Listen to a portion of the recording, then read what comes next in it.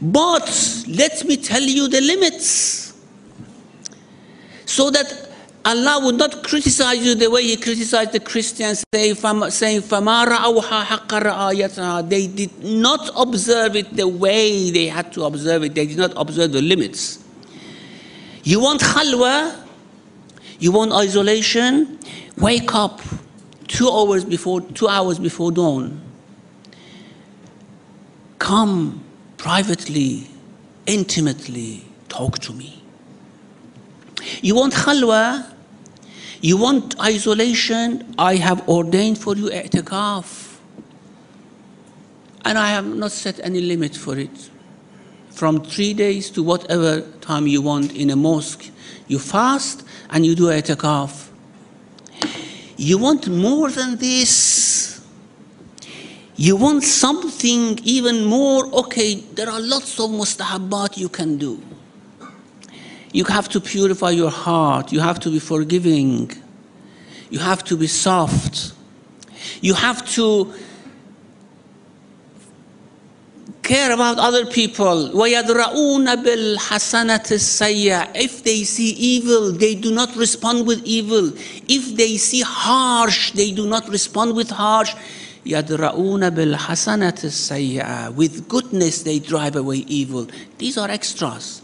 Now, you want to go out of your way, even to go beyond this, then I warn you, this is a dangerous way. This is a dangerous way. Now, this is the path.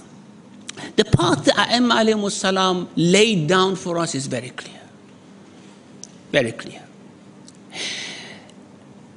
They did not advise anything beyond what I just mentioned. In Sunni schools, of course, they had their own methods and techniques because, of course, they didn't have the imams to guide them.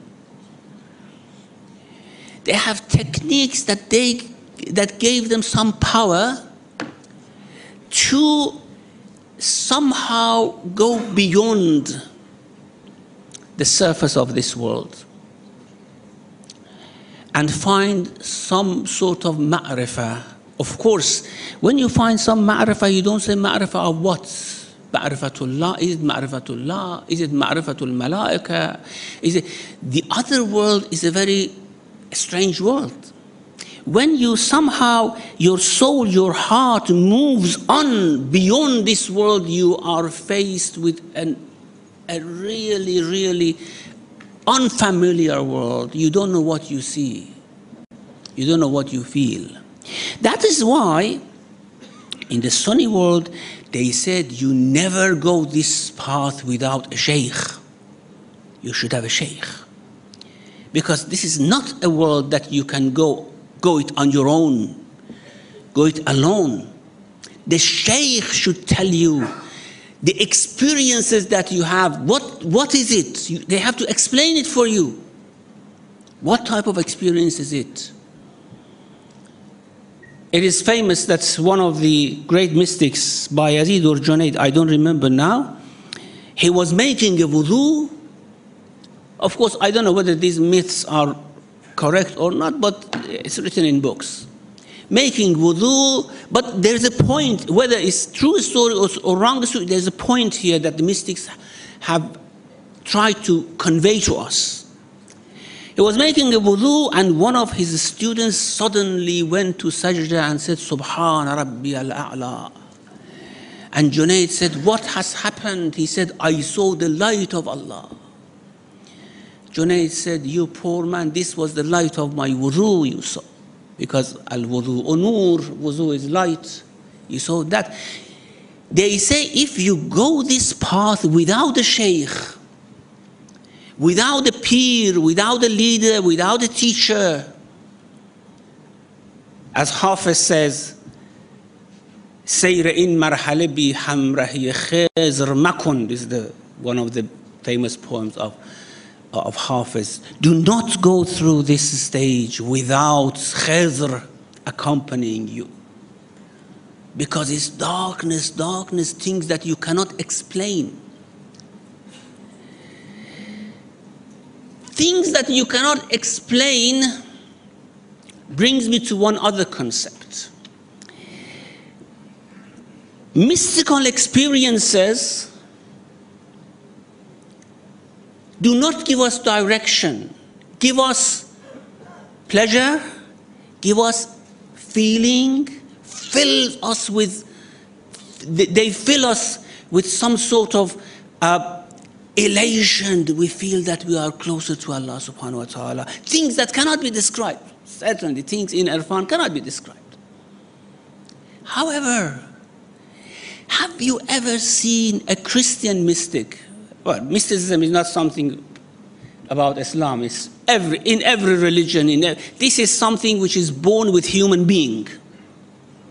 From the time of Adam alayhi salam, his children, they had these, some of them had this mystical inclination. Have you ever heard or seen a Christian mystic to become Muslim? Or to say that Jesus is not Son of God? Have you ever seen a Hindu mystic who have very, very strong experiences of the beyond? Have you ever seen them to say that now we have reached at monotheism, we do not have shirk, we do not worship idols anymore? There may have been a few, but it's not a trend. Why? Because these experiences do not give you direction. You need theology to explain for you the attributes of God. Even if you reach that fana, still you need theology. Still you need prophets to tell you what is this. You cannot, if you reach the highest level of irfan, you cannot say what is najas, what is tahir. You need fiqh. So mystical experiences do not give us direction. They are a bonus that when you purify, Allah fills your heart. It's a higher level of iman. إنما المؤمنون الذين إذا ذكر الله وجلت قلوبهم. These are the mu'minun who have purified to a higher extent. Mu'minun are those that when Allah is mentioned, their hearts tremble. Now Allah doesn't say that these are mystics. He said these are mu'minun.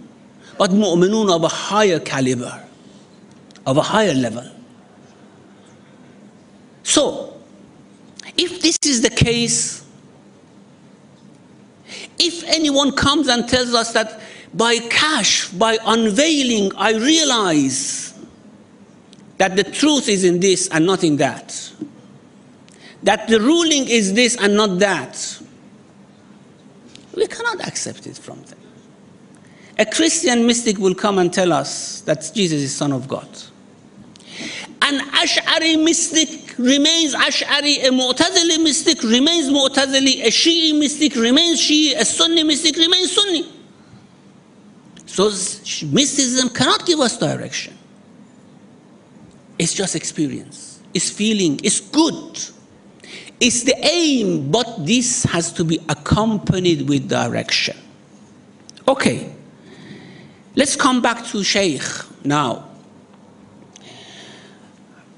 This has been the practice in the Sunni world. As I said, in the Shi'i world, this has not been the practice except very rarely, very rarely. We may, of course, cite certain examples, but this has not become a trend in Shi'ism. Our A'imma did not advise this to us. Now, Shaykh, you have to follow the Shaykh. To get the full benefit of the Shaykh, this is of course what the Sunni mysticism has laid down. To get the full benefit of the Shaykh, you have to fully submit yourself to him. If you do not submit to him fully, he cannot guide you. Now, I have read in many books of mysticism. Nowadays, some of them are printed even in Qom. And he says, you just have to be like a deceased, like a corpse in front of the ghasl, the one who is giving you ghusl. You shouldn't have any control. You shouldn't have any decision. Just like a dead person lying before him, before the Sheikh, and he should do whatever he wants to you. Otherwise, he cannot guide you. Now, total submission means that, first of all, we know that this Sheikh has arrived. How can you determine? How can you determine what level this Sheikh has? Secondly, no matter what level the Sheikh has reached, he's always on danger of falling. What if he falls and he continues to give you guidance? There are many examples. I mentioned one example from the Quran, which is the toughest example, and any other example you bring is lower than this. And then what Imam al-Baqir alayhi salam said about this, which gives us a clue.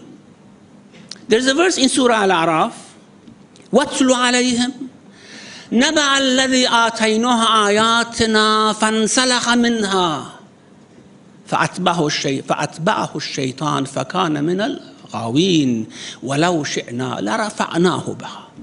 Give them the example, recite them the example of the person to him we gave our ayat.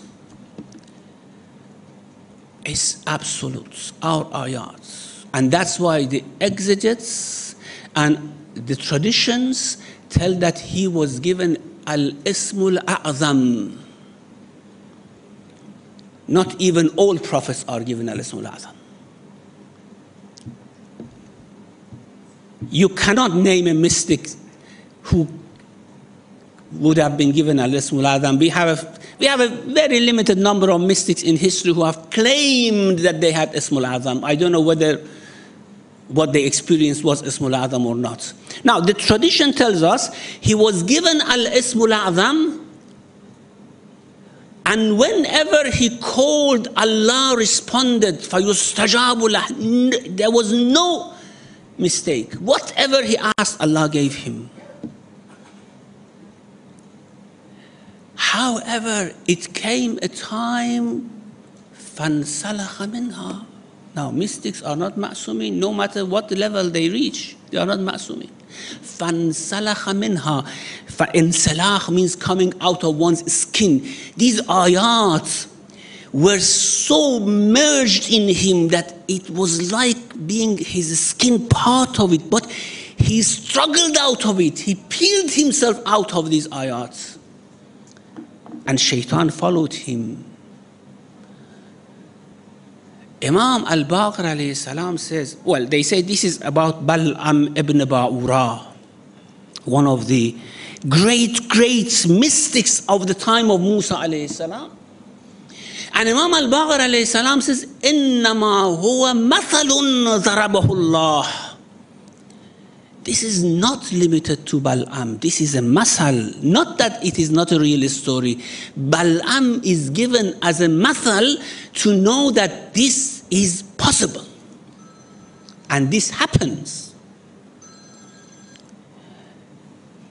So, if this is the case, how could we submit us to a sheikh? And this is why the A'imma has not given us this path. And mind you, most of the deviation in Shi'i faith has come through mystics who chose to go a path different from the path of A'imma alayhimus salam. Dughulat, all of them were mystics with powers, with karamat. Abu al-Khattab Muhammad ibn Abi Zaynab, who was cursed by Imam al-Sadiq alayhi salam. Ibn Baba, who was cursed by Imam al-Hadi alayhi salam. They were all of them had karamat. Babism, Baha'ism, Shaykhism, these horrendous faiths which now have degenerated into secularism, they were all initiated by mystics. Now, is seeking Ma'rifatullah bad? No, of course, that's our aim. We have to seek Ma'rifatullah.